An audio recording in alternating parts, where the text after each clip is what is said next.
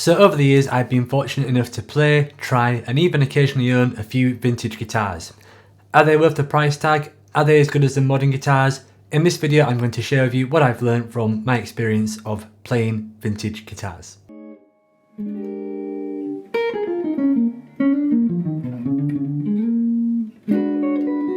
Hey everybody, Jamie Holroyd here helping you learn jazz guitar. Welcome to the channel. If you're new around here and you'd like a structured guide on learning jazz guitar, then please check out the link below. In this video I'm going to be discussing my experience with vintage guitars. Now first off, I've got to say that I'm not crazy about the term vintage guitar. It is really more of a marketing term, and in my opinion the term vintage can be tossed around quite lightly. I've seen some guitars listed as being vintage that are younger than me. Am I vintage already? So the most important thing I look for when I check out a guitar is inspiration. When I pick up a guitar, am I inspired to keep on playing it, or can I put it down and not really give it a second thought? If I want to keep on playing it, then that will lead me to one or two of the next things on the agenda.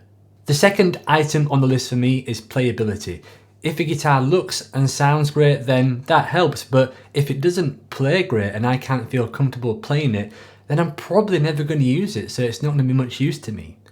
There's been a few great vintage guitars that I've tried that have had smaller guitar necks and nut widths, meaning that my hands and fingers get very cramped. So realistically, I'm probably never going to take that on a gig or use it in a recording situation because I don't feel comfortable playing it. The next item on the list for me is the sound of the guitar. The sound has to be good, but to me, sound is not as important as playability. I actually used to own a vintage Telecaster and a modern Telecaster. The vintage Telecaster sounded about 10-20% better than the modern Telecaster. The modern Telecaster was a great guitar, but it didn't have the articulation and the openness of the older Telecaster. However, the neck for me was not as comfortable on the older Telecaster as the new Telecaster, so that's why sound is below playability, for me at least.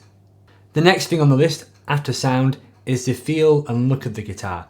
Now, as much as we can convince ourselves that we entirely judge gear by our ears, is simply not true.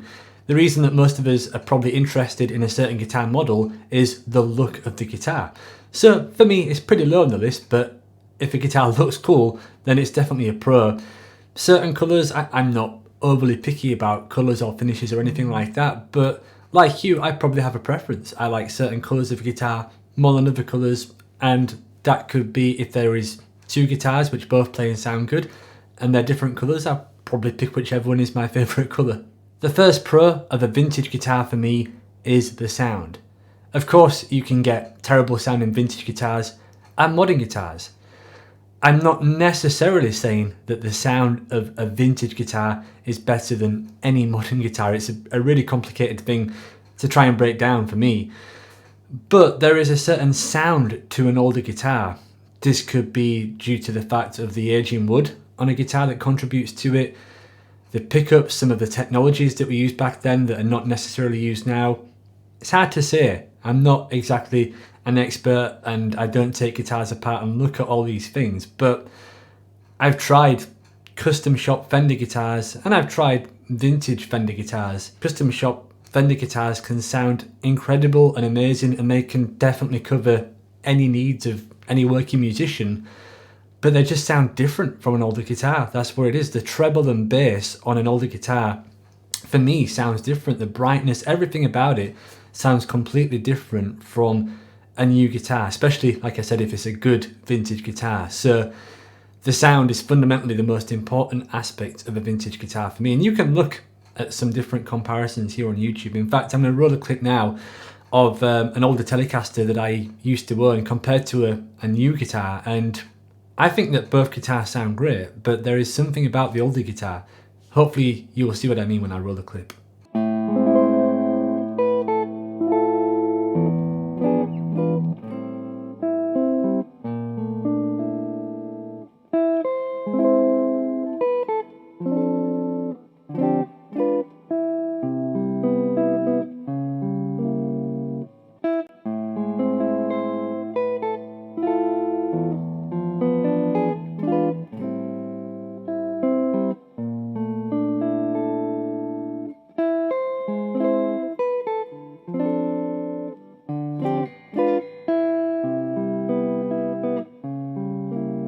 The next pro of owning a vintage guitar, for me at least, is a double-edged sword, but I reckon some of you guys might consider this a pro, and that is a vintage guitar can be an investment, meaning that if you purchase a vintage guitar, then it is likely to at least hold its value or perhaps appreciate in value.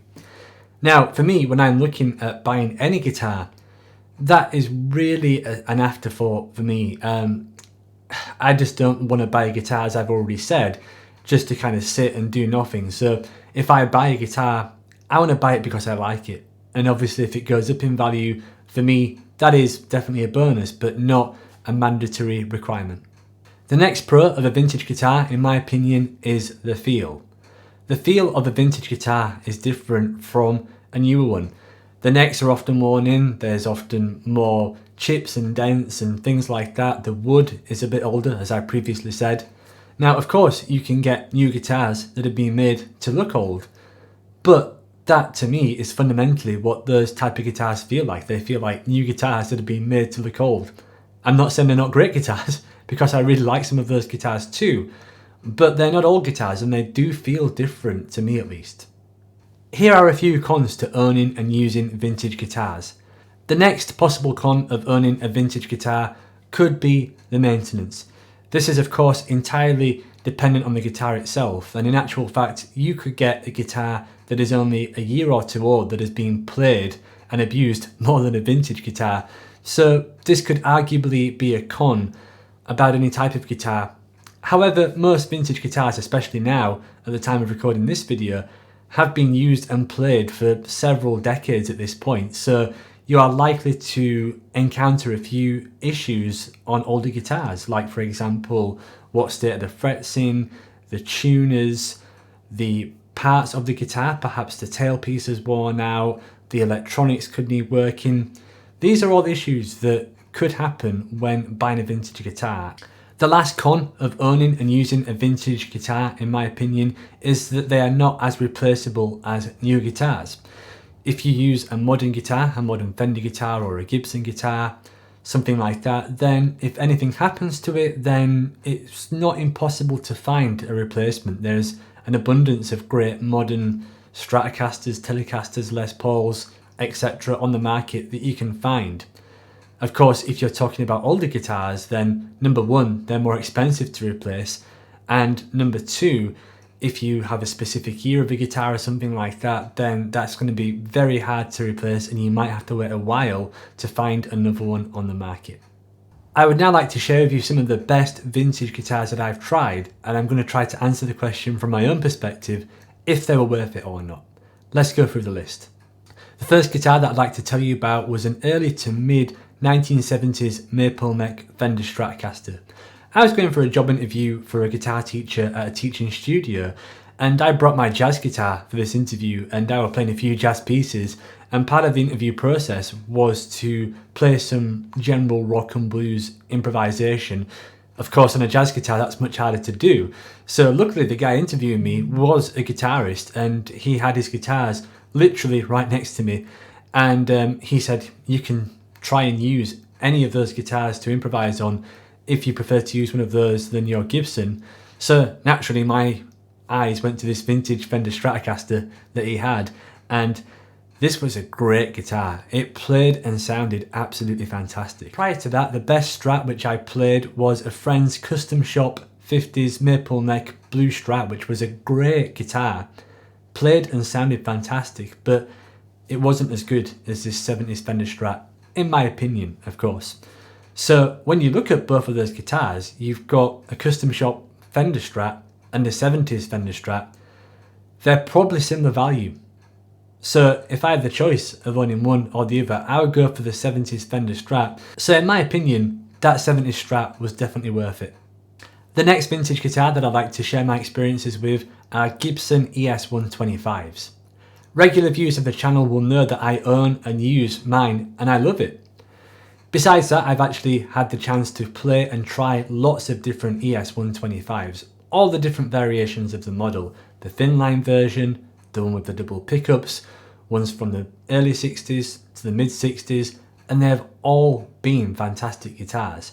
Here's a short clip of me playing a few ES125s, and believe me, these all played as good as what they sounded to me.